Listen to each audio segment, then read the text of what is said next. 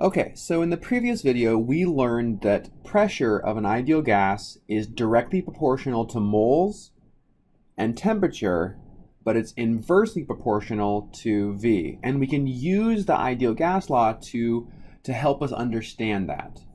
This video is going to be focused on explaining it more from a conceptual basis. Why does pressure go up if the moles of an ideal gas go up?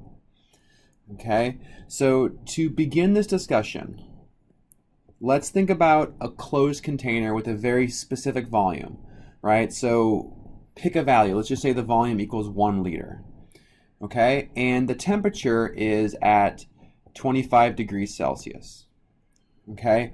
And in this gas, or in this chamber, we have 3 molecules of gas, right? And these gases are moving. These molecules are all moving, and we said that pressure is the fact that these gases are running into the wall, and when they run into the wall, they exert a force, right? And that's what pressure is. So the way to increase pressure would be to, number one, we could increase the number of collisions, right? So if we have more molecules, so more collisions actually striking the surface, then we will have an increase in pressure. And the other way is if we increase the energy of those collisions. Okay, so we either have more collisions or each collision has more energy. There's more force to it.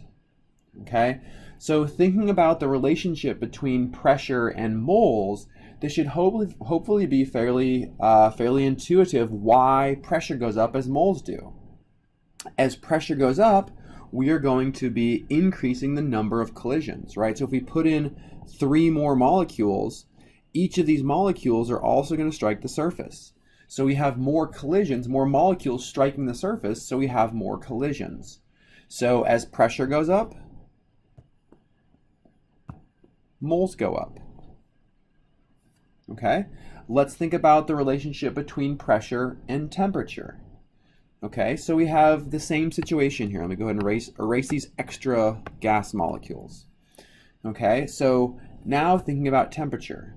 Okay, so let's say we went from a temperature of 25 degrees Celsius and we increase it to 100 degrees Celsius. We don't change how many molecules are in there, and we don't change the volume.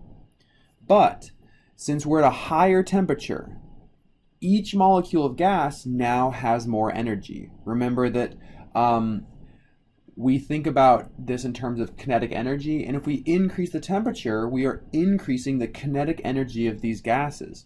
So now they're moving a lot faster, and since they're moving faster, they hit the surface with more energy, but also they're moving quicker, so they hit the surface more frequently.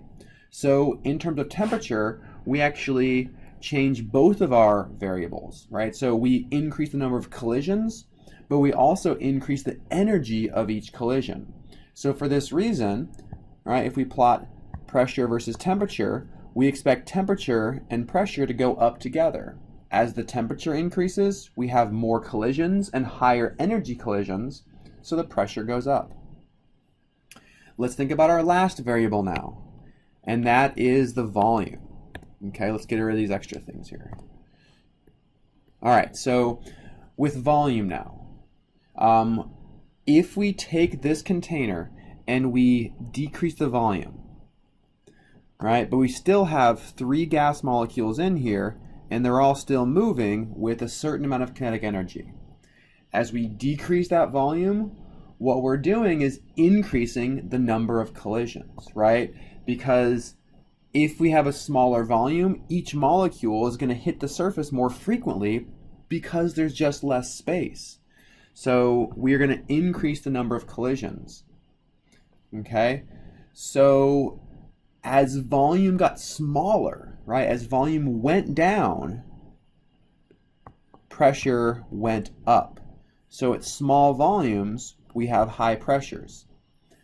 At large volumes, right, at really large volumes, the molecules don't strike the surface as frequently, so the pressure has gone down. Okay, so we have this inversely proportional relationship.